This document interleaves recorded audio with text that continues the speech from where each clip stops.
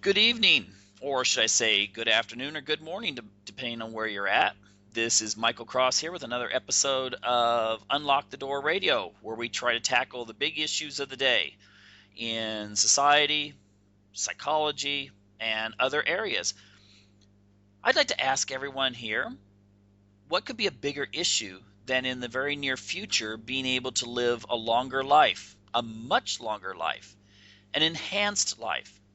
Well, my guest tonight, Natasha Vita More, is going to share her insights into the possibility of longer life, better life through transhumanism. Okay, well, Natasha, thank you very much for being on tonight. Thank you. It's a pleasure. I love your show. I think it's highly informative and insightful, so I'm delighted to be one of your guests. Oh, thank you very much. Thank you very much. Well, um, I'd like to get started just right off. And Natasha, could you tell us a little bit about yourself and then kind of go into what is transhumanism anyway? Well, first, a little bit about myself. It's always so difficult to concretize who we are into an elevator speech, but I suppose we could say I'm an explorer of life. I have a strong background in uh, narratives, visual narratives, and written narratives about identity and the future, thinking about where we are, where we're going, not only from a subjective point of view, but also from an objective perspective about the future. I am a university professor. I teach uh, development of ideas into projects and how we can market them and innovate them. I'm an author of a book that recently came out through Wiley Blackwell called The Transhumanist Reader, Classical and Contemporary Essays on the Science, Technology, and Philosophy of the Human Future. And basically, I'm someone who simply loves life. But you ask, what is transhumanism? And here's another um, theme that is often difficult to concretize down to a simple few sentences. But let me just say that transhumanism is a worldview, and it's developed as a philosophy that looks at issues of knowledge and existence, where we are, where we're going, what is life, what is death. It forms a worldview that is focused on developing more awareness about our species and our future, and parallels many of the other contemporary ideas, such as quantified self, which brings about self responsibility. We live in a world today where we can know more about what goes on inside our bodies, our health, our well being. And we are a world where we can be proactive in developing a better sense of well being for ourselves through nutrition and exercise and positive thinking. So, all these ideas go hand in hand with the bottom line of well-being. Now, transhumanism is different than many different programs on well-being in that it supports the science and technology that could feasibly bring about a much longer life through issues of human enhancement and biotechnology, especially looking at what causes death, what causes the disease of death, and other diseases that could accumulate into death, and attempting to slow them down and reverse the aging process. Okay, that's quite a large area there.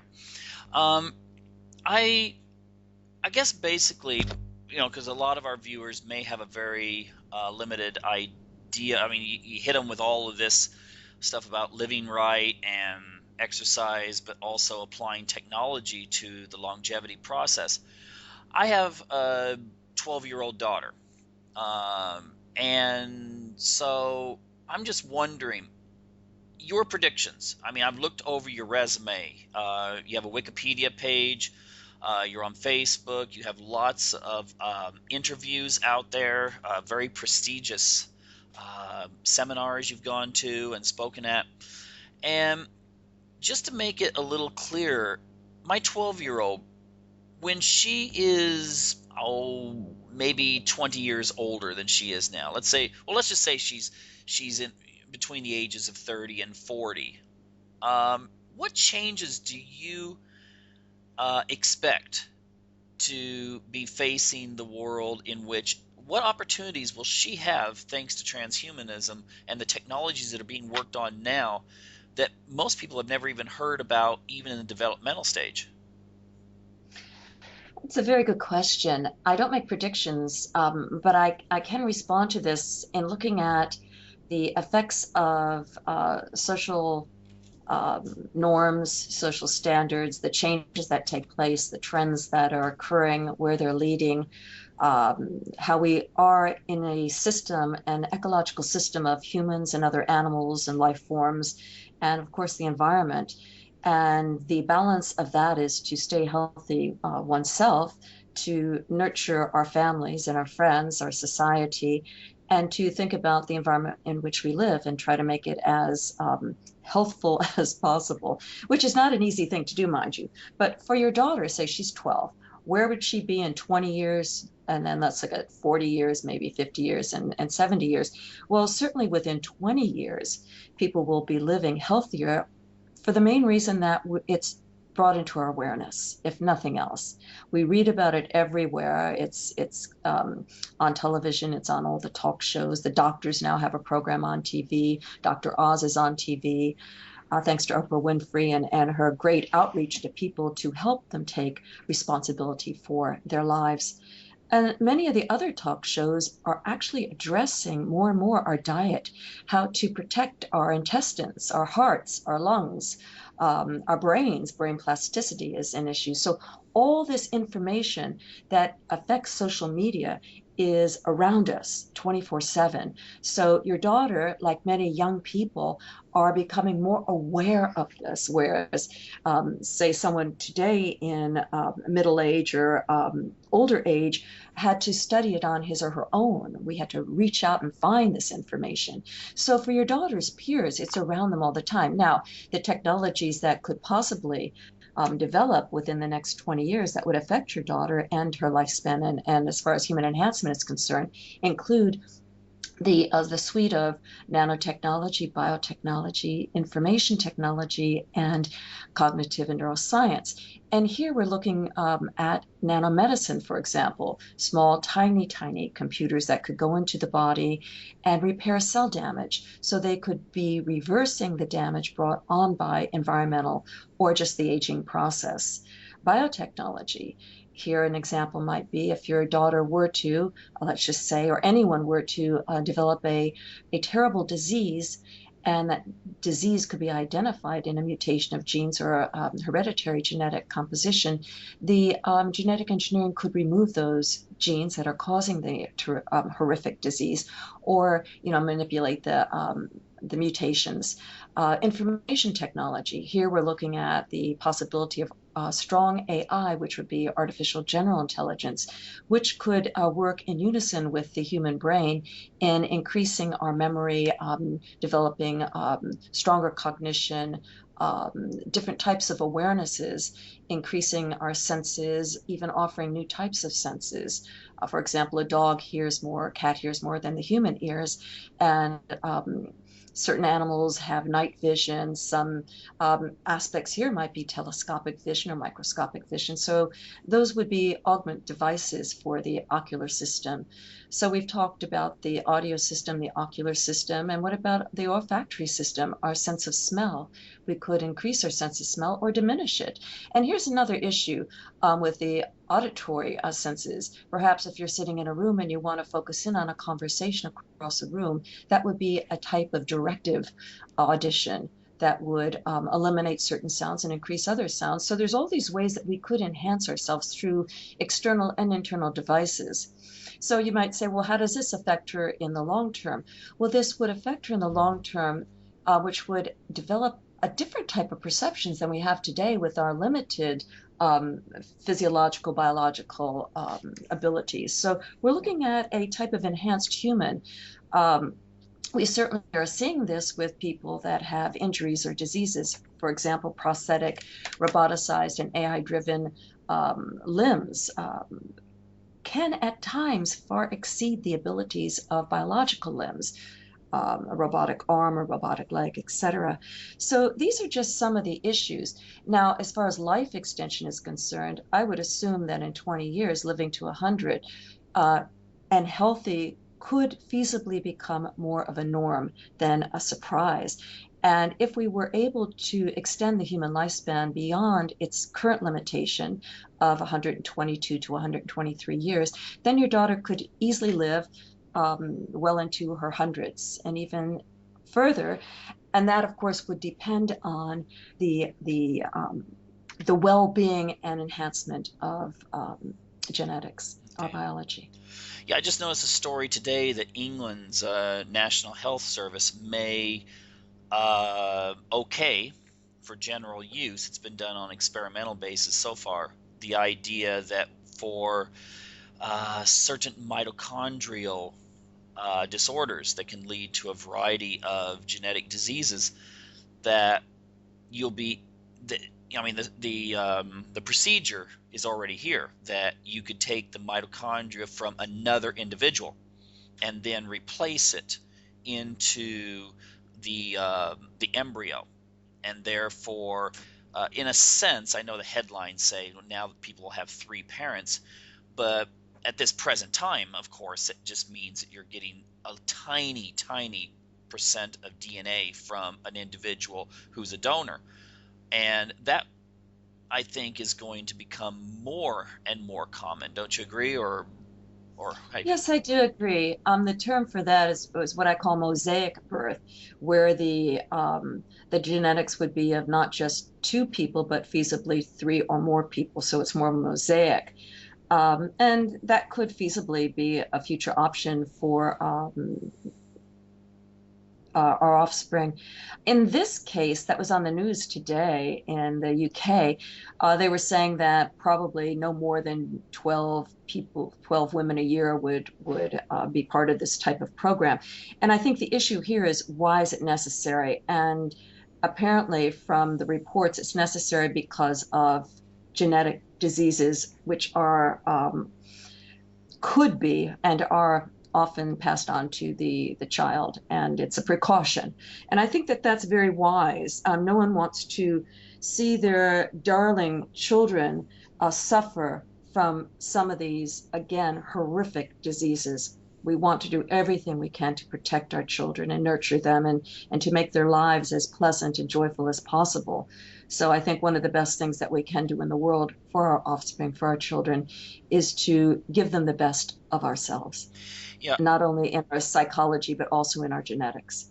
yeah, I think this might be the beginning. I mean, geneticist Gregory Stock has discussed the idea that in a few generations, people won't reproduce the way they do today. That enhancement will become more of a norm in regards to genetics than just something that only a dozen people take part in. Yeah, I think that what Gregory talks about is erudite. It's looking deeply into the issues of bearing children and the health of our species and the well-being of our species, whereas others who may misinterpret the concept of this look at it as designer babies. And there is a big difference. Designer baby has some social fear mongering.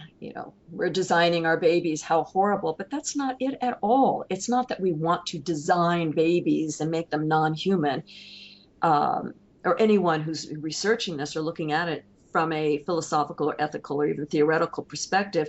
The issue here is to be careful that our offspring, our children, are not inflicted with some of these terrible, terrible diseases. And we see over and over and over again the shock of parents having to deal with a child who is stricken with a terrible cancer like leukemia or Tay-Sachs or sickle cell anemia, a deformity, whatnot. And we as parents do everything we can to try to protect them. So it makes sense that we would do it before birth, that we would look, now that we can, at the genetics of the embryo and see what could mutate in a way that would be extremely damaging to the child and deal with it up front.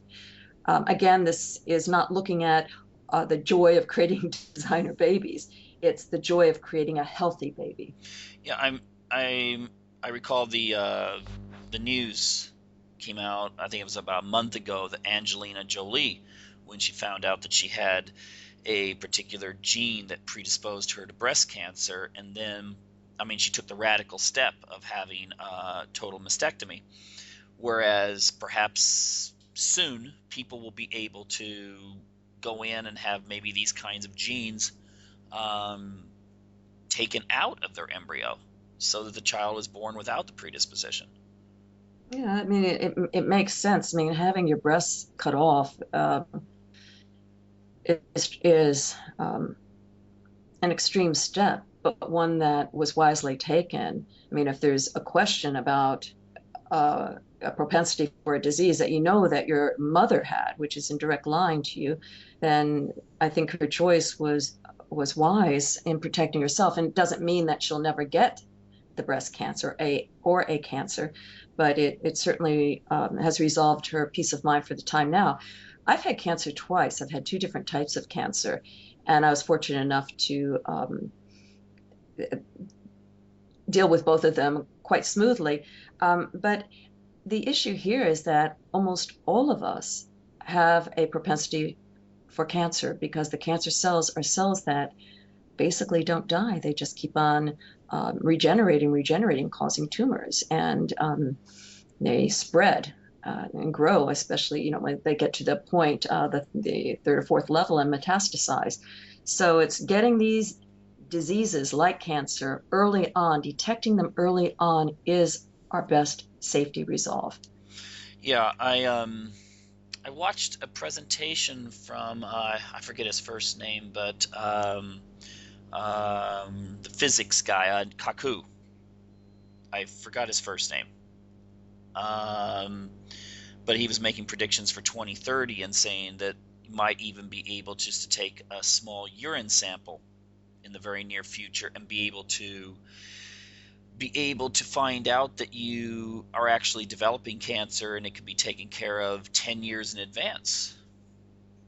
Yeah, that's a possibility. It's not my area of expertise, so I don't know much about it, but I do know that my bladder cancer was detected from urine. It was blood in the urine. And that's an early sign of having bladder or kidney cancer. So it makes sense that even saliva, we can detect certain possibilities, but it's not my area of expertise, so I can't really talk in depth on it outside of, possibilities and theoretically.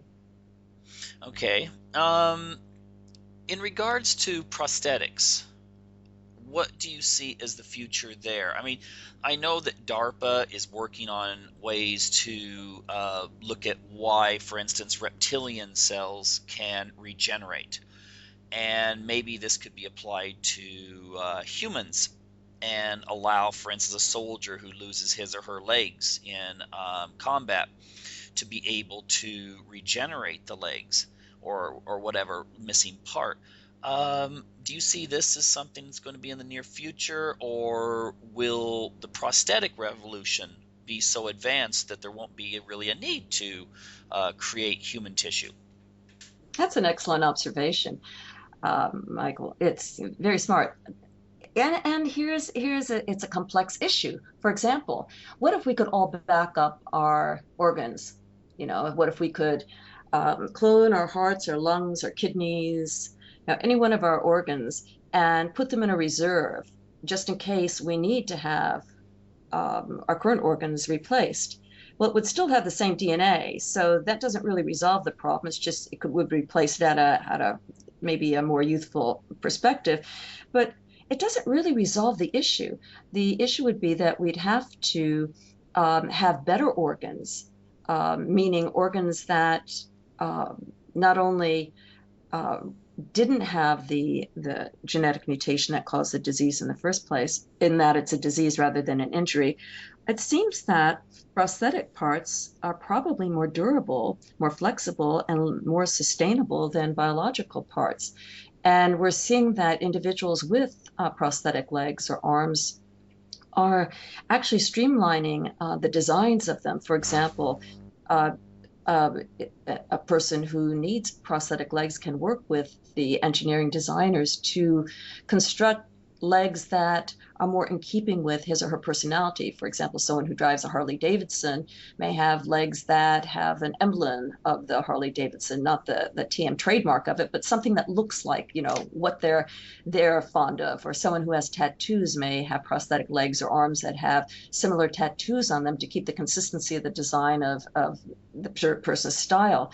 So what we're seeing now is this interesting trend towards those who have prosthetic parts working with designers and engineers to construct them to be more individualized so that they have a personality. And it's quite fascinating.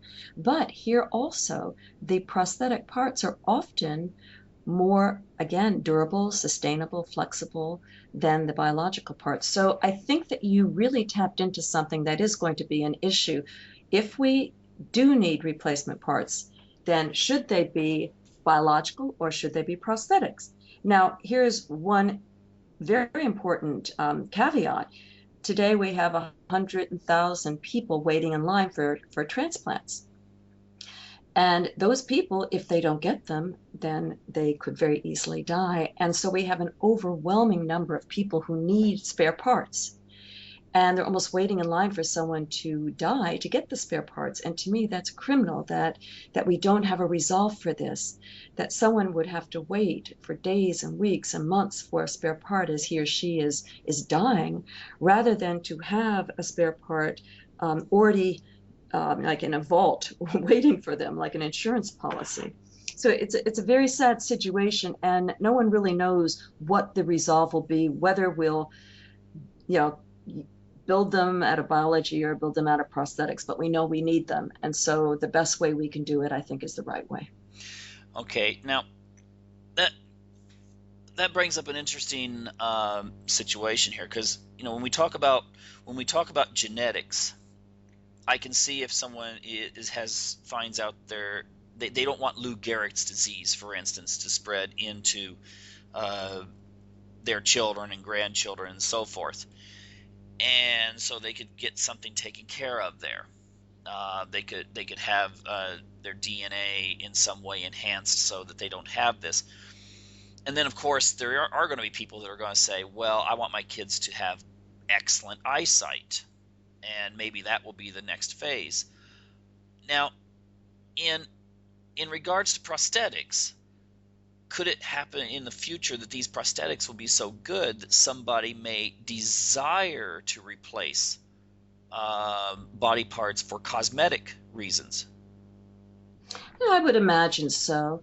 And it does open a can of worms. First off, if you have your DNA, if there's an intervention of your DNA to remove a gene or mutation that would cause Lou Gehrig's disease, otherwise known as ALS, then that would be not enhancement, but an intervention. If you were to have enhanced parts, those would be increase what is called normalcy, or the norm, the universal norm for what is considered basic or baseline for human biology. And enhancement, we've already been doing that with eyeglasses and even automobiles are an enhancement if you think about it. All the tools around us actually enhances. Even lights enhances. They provide light when it's dark. So we have been enhancing ourselves and our environments through external devices for a very, very, very long time, going back to the early hominid days and building tools. So that's who we are as humans. We have developed problem solving and intelligence and creative thinking, and we like to innovate. We question what we do, so we go back and we make it better, and it's an iterative process.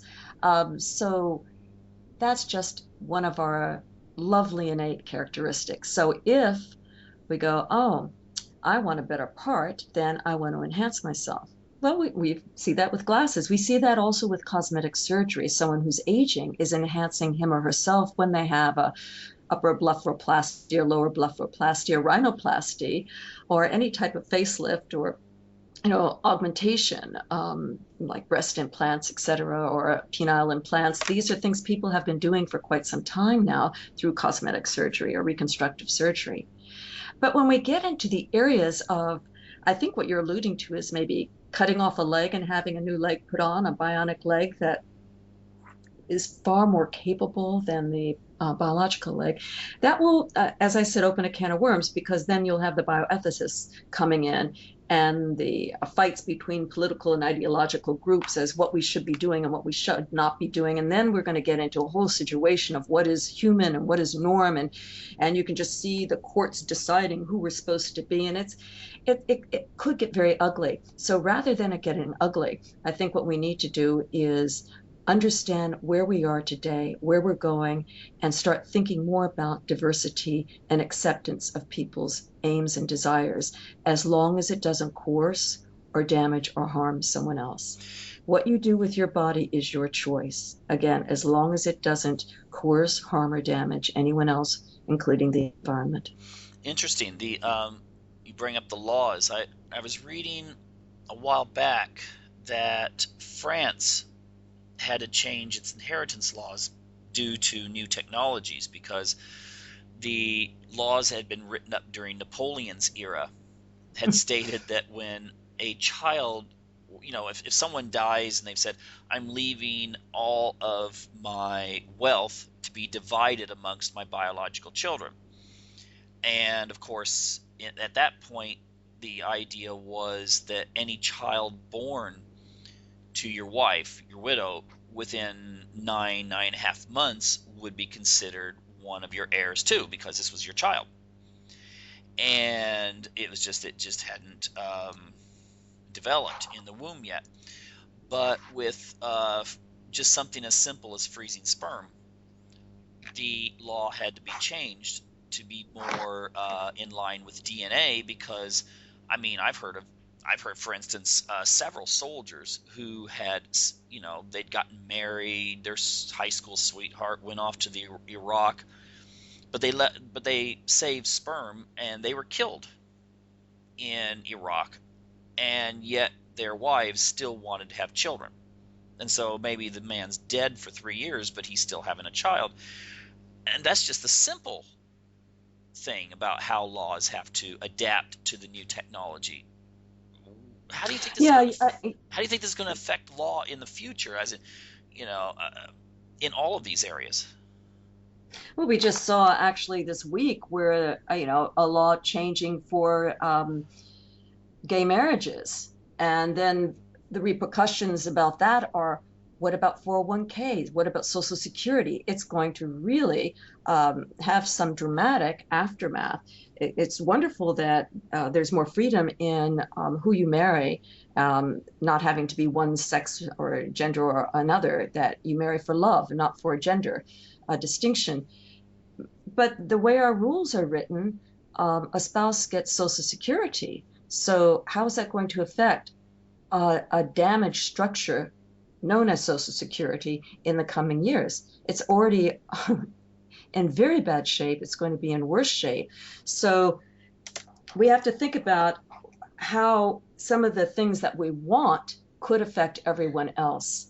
And I think that this is an area of policy making and regulations that has to be transdisciplinary, and not just to please one group or another group, but to look at the whole system of society and work it out so that those who need their desires to be fulfilled receive as much as possible, humanly possible, but that the effects on others are as minimal as possible. The negative effects on others is as possible, is lessened. So in order to do this, you need a very objective and transdisciplinary group, because everyone, stems from their own subjectivity, and usually it's based on ideology or religion or, moral values. And it just doesn't work. So it's one way we could resolve this is if we do develop software programming that has specific skills not based on political or moral views, but based on logic and what works. Kind of almost like a Bucky Fuller brain, Buckminster Fuller, the architect and designer who developed the idea of the World Game Plan and looking at why countries around the world are starving and there's not enough food and water and products for people in need. And he, in his research, his formulation, his theoretical approach, evidence that it's not that there isn't enough. There is enough. It's that distribution stands in the way. And what causes this distribution bottleneck? Politics, greed, etc. So I think that if we were to approach it more as design-wise, with a Buckminster Fuller architectural sensibility about the system in which this situation exists, that we need the intelligence of computer mode. So I look forward to artificial general intelligence providing the possible different types of scenarios that we could look at it objectively rather than driven by human subjectivity. As good as it is, it's somehow not balanced and fair, because what I want may not be what you want, and we're both going to fight for what we want. And usually the only resolve to that is you get something that you want and I get something that I want, and we kind of agree to disagree on the other things. I think that we can do better than that. So you're suggesting something akin to Plato's guardian class, but it would be more artificial intelligence would be the guardians. Yeah, I wouldn't call them, I'm not a Plato follower. I prefer Aristotle and Socrates, but mainly because Plato didn't believe in reality. But and I very much am a functionalist. But yeah, in a way, it would not be guardian. I don't like, because that presupposes some god or some guardian looking over everyone else. I don't want someone looking over me. I want someone to work with me. So it would be a peer review. I think would be better than a guardian model. So if it was a peer review model, it would be, as all peer review, it's an intelligent, objective observation, no nonsense, of what's at hand and identifies the problems and offers possible solutions. Okay. I'd like to get back to the singularity here in just a moment. But do you think that you've mentioned longevity, and do you think that the idea that our social security system is based on the idea that we have a lot of workers and a small number of really older people, and back in the 1930s, I don't think they really envisioned a situation in which the population pyramid would be totally reversed in many countries, where the base is very tiny and narrow, and the apex is really broad and out, and we have more and more people in the Western world, Japan, South Korea, North America, who are living longer and retiring, and not enough young people coming into the workforce. Do you think this is really going to push this idea of trying to enhance the elderly experience, and at the same time it's going to create a desire and an economic demand for life extension, so people can be out rock climbing when they're 95, and it be a normal thing versus 95 years of age being usually fairly frail and existing until death?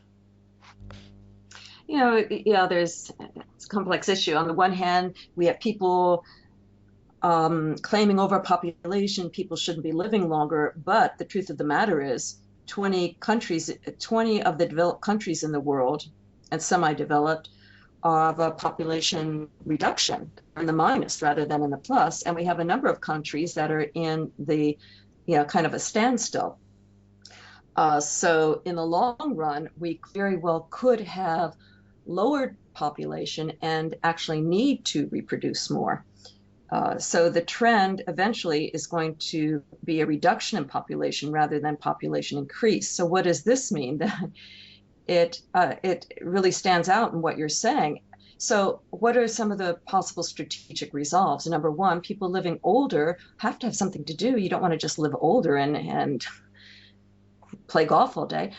We like to work. We're active people, and if you're not depressed, if you find a certain joy or passion in life, then you want to contribute to society and contribute to your own knowledge gathering. So it seems plausible to me that if people live longer and healthier, they will want to either start new careers or take after retirement, maybe take partial retirement, come back, have a new career. There could be a whole myriad of different possibilities and behaviors for those who are living longer to contribute economically to society. So I think that we'll see the retirement age shift. And again, there could be a shift, meaning you retire for X number of years, you retrain yourself, and you come back into the workforce. But I don't think it's going to be where everyone retires at, 67, where you start Social Security at 100%.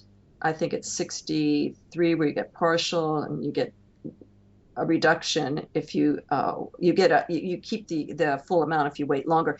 But I don't think we're going to see so many people actually stopping to work in their late 60s. I would imagine people would want to be creative and invest in startups and new ideas in their 70s, 80s, and 90s if they're healthy and if their mind maintains a plasticity.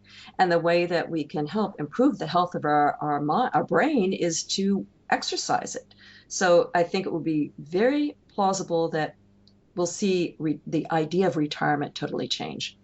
And speaking of exercising the brain, I've seen a lot of articles talking about the idea. I know everyone brings up the Matrix and stuff like that, but the idea that eventually people will be able to have some sort of plug-in situation in which maybe you can learn at a faster rate.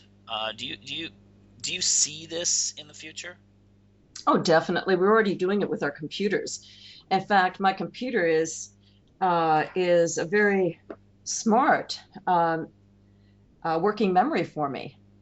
I have my short-term memory, my long-term memory, and my working memory. My computer on my desktop is a really great addition to my working memory.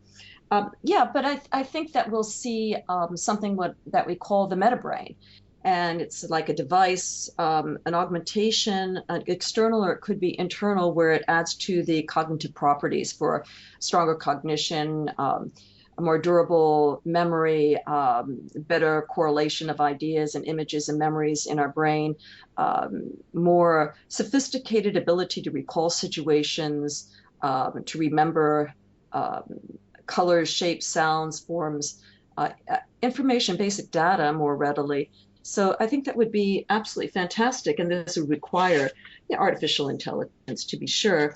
But again, we're seeing this with our smartphones and Androids, where we have apps that we use at the tip of our fingers to increase our cognition, information more available and accessible to us. So if it's in our hand, it seems to be okay if we look down at it, but if we put it on our head, then people start getting very scared. But if we're downloading apps to our smartphones all the time, which many people are, why put it on our phone? Why not just put it in our brain? So indeed, it could be on the phone and it could have some kind of network connection to our brain. But basically, it is a device and it is an external hardware system and software system that is increasing our cognitive abilities.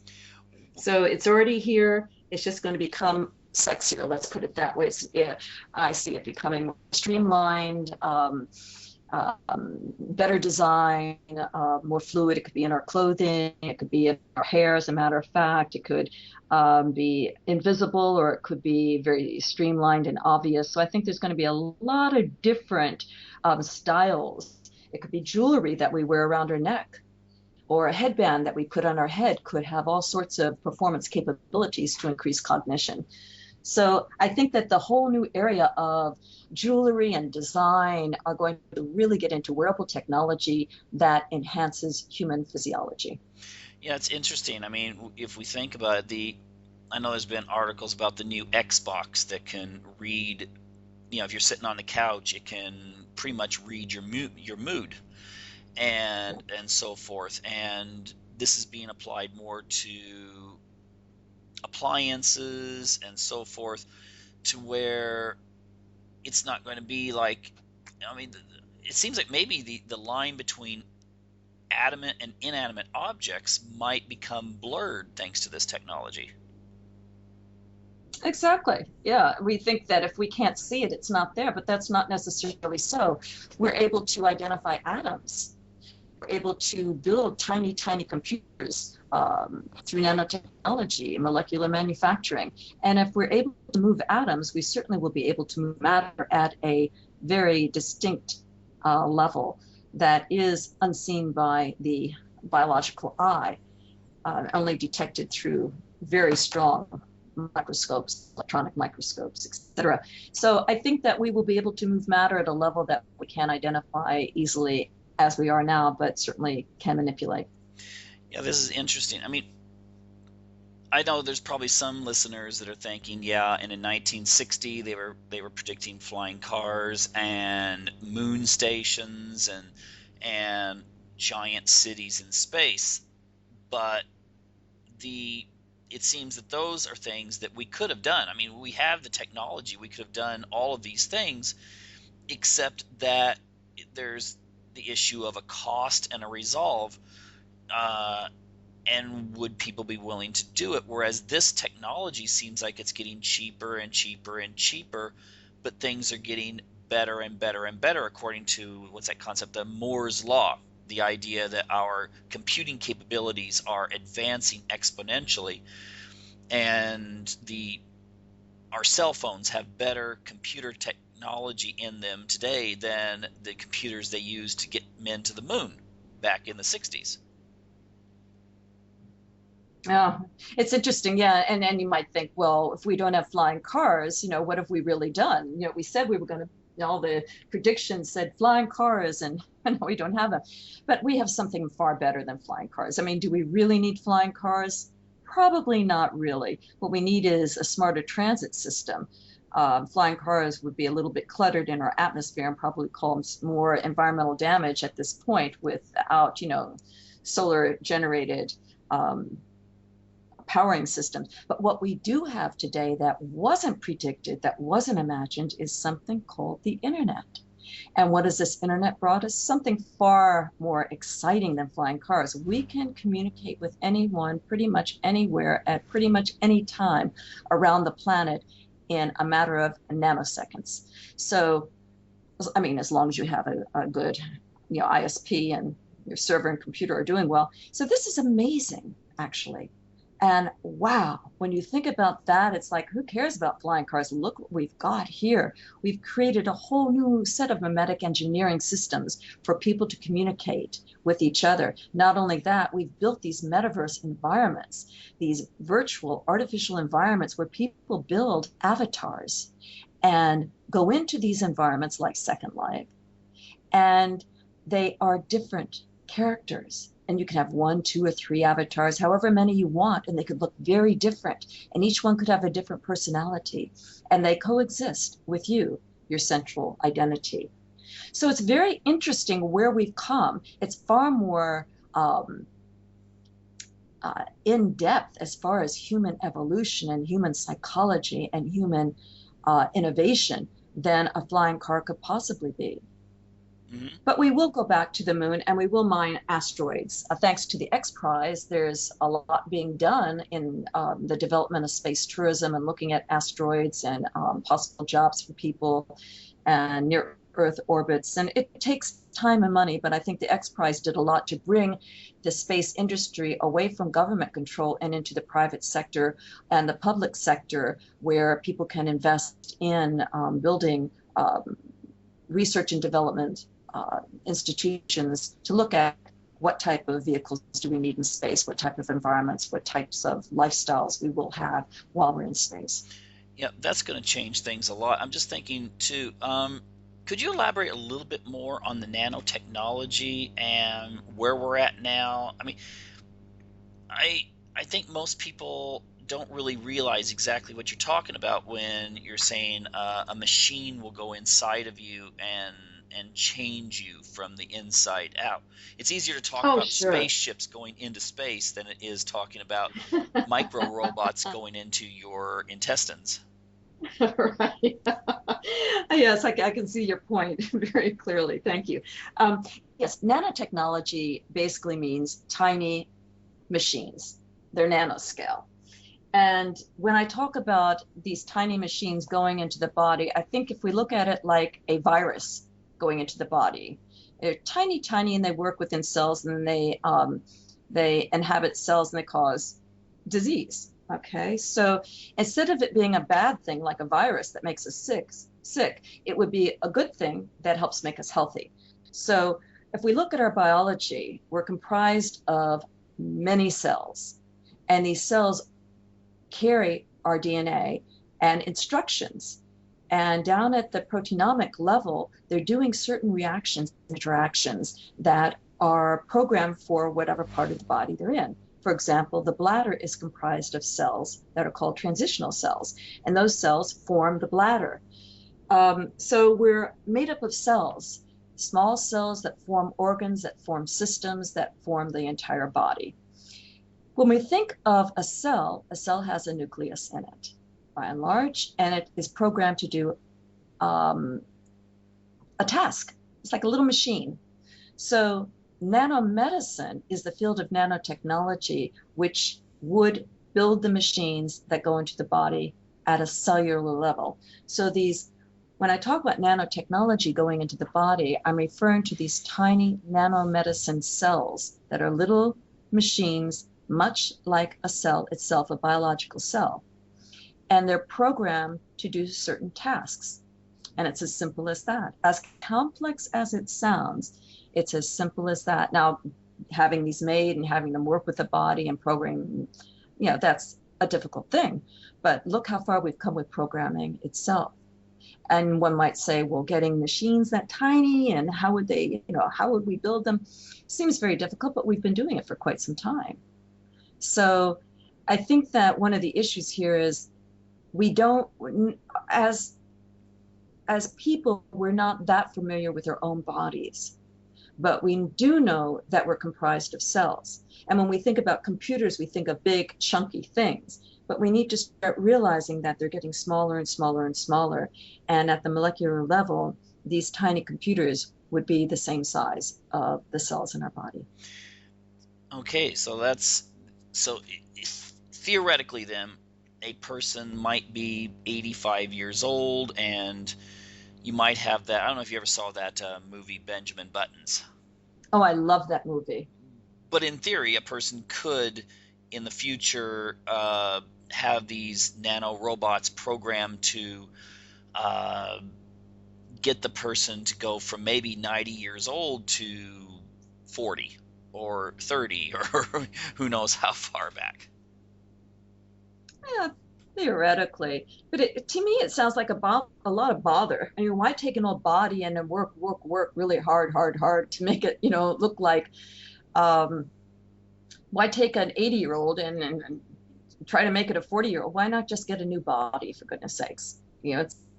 It's the biological body, unless it's semi-biological and comprised largely of artificial, synthetic, silicon parts, it's going to continually deteriorate and malfunction. But then you could say, well, everything malfunctions. Entropy is everywhere. And that's true. Everything does malfunction. Entropy happens, decay happens. Our cars break down. Our houses need to be repainted. Our lawns need nutrition. Our plants need to be watered and fed. So no matter what type of body we have, we're still going to have to nurture it. And that's our self-responsibility. And what greater thing to do than to protect the vehicle that allows us to be alive. But you see a time in the future where a person might be able to have their brain taken out and placed in a synthetic body. Oh, sure. Yes, most definitely. I think that not only the biological brain, what we have to do simultaneously is back up the brain. It's something that we don't have now. We put all of our records, our mementos, everything in some kind of preservation system. For example, scrapbook. We've been scrapbooking for hundreds and hundreds of years. Um, Stories, images of our families, our life, mementos for a memory. And the early days of pictoglyphs on cave walls, like in Lascaux, France, they were stories of the different groups, the tribes that existed within those caves. And you think of Stonehenge, that's a memory, you know.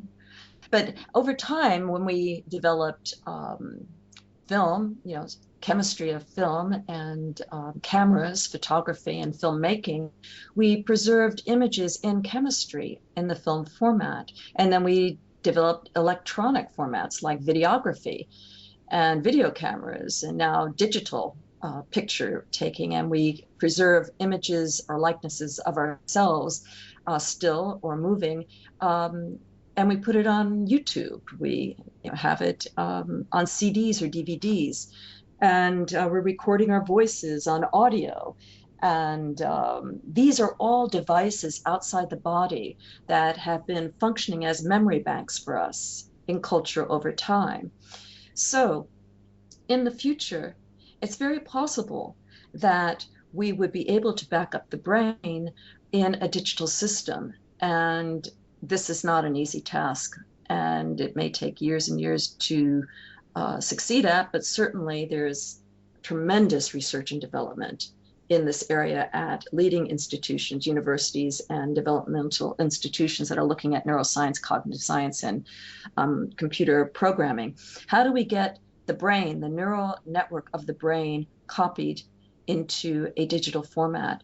So that's one area. But even regardless of that, copying the brain or transferring the brain onto a computational system or an electronic system, we really need to think about the fact that the body is aging and decaying. And if we don't intervene with genetic engineering to reverse the aging process or at least slow it down, we will be replacing body parts with either biological body parts or grow them from cloning our own or create prosthetic ones. The aim here is to stay alive as long as possible and to continually be dealing with disease and decay, entropy, and to slow it down and reverse it as best as possible. Okay. We have about 6 minutes remaining. You spoke at the Russia 2045 recently, didn't you? Oh, the GF 2045. Yeah, could you explain to listeners what that's all about? Oh, sure. Yes, recently in Lincoln Center in New York City was the GF 2045 Congress Conference. It was a stunning conference, and I'll tell you a little bit about it. It's basically on future human evolution uses technology to start looking at evolution. It was in June, just a few weeks ago. So there's been two conferences. This is the second one, and the aim of it is towards a new strategy for human evolution. And the speakers, each one from a distinct area, talked about his or her research in looking at the future.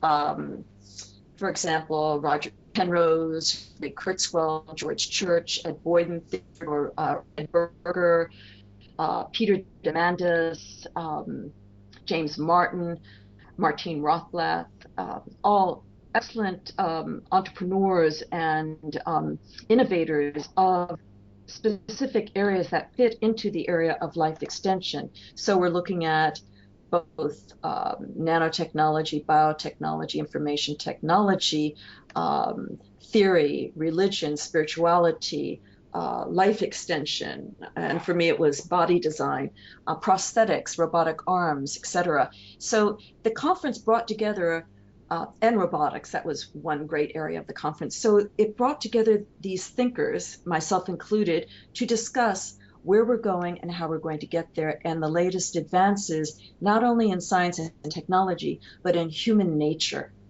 about ethics, our vision of our future, how we can protect ourselves, sustain ourselves, and create a world that we would want to live in. Okay, so it doesn't turn It was, into like a dystopian scenario like one researcher, is it deGrasse? No, what was his name? Hugo de Garis. deGrasse, yes. He Yes. describes this major like Terminator war in the future once all this technology comes in. Yes. Well, Hugo de Garis is filling. Well, he's not filling a gap because that area has already been discussed so often in science fiction. In fact, I wrote a paper on the humanist versus the post-biological, I guess about 8 years ago or so. So it's a theme you often see in science fiction where you have the good guys and the bad guys. And so Degueris, as you know, is an expert in artificial intelligence. So he's looking at it from a fictional point of view. And it does serve a purpose to alert us as to what could happen, but I think it kind of takes us down a slippery slope. We're not going to really get anywhere by creating these types of scenarios. I think it's probably better to be more to apply critical thinking and to establish where we are, what dangers could approach, and to be proactionary about taking a route that would cause the least amount of damage. Okay, well, we have about a minute and a half left. What would you like to leave the listeners with? Well, I suppose I think this ties in quite nicely. All the questions that you've asked, and whether or not I answered them to the appreciation of your listening audience, I don't know. But what I can say is that in my book, many of the people that we discussed have written essays. My book's an anthology. I co-edited with Max Moore, and we both have two or more essays in the book ourselves, but there's 39 other authors, and there's 42 papers in it altogether. And the sections are roots and core themes of transhumanism, the issues of human enhancement for the body and the brain, the core technologies of our future, life extension, looking beyond death, decision making, biopolitics and policy, future scenarios, including the singularity, and looking at the dangerous ideas in the world. And these are seminal essays written by the experts. For example, father of artificial intelligence, Marvin Minsky's essays in the book, expert innovator and entrepreneur Raymond Kurzweil's essays are in the book. Hans Moravec, leading thinker in the world of uploading, backing up the brain. So it has a broad scope of ideas written by the seminal thinkers. And I think that's why this book is so important. Again, it's called The Transhumanist Reader, and your listeners can get it on Amazon. And I can't recommend it highly enough. I didn't write it. I'm the co-editor with Max Moore. So I can say that I think that these essays will really explain some of the issues if not all of them, that we discussed in our conversation. Oh, excellent. And I think your book would be a very good introduction to the future for those who want to see what it's going to look like here in the next 10, 20, 30, and 40 years. Well, thank you very much, Natasha, for sharing your time with us this evening. Oh, thank you. I loved your questions. They were really spot on, and I enjoyed answering them the best I could. I had to wrestle with a couple, and that's always great fun. Okay, great. Well, good luck with conferences you have planned this summer and getting the book out there. And again, thank you so very much. Thank you. Okay, that wraps up another evening of Unlock the Door. So thanks for tuning in. Bye now.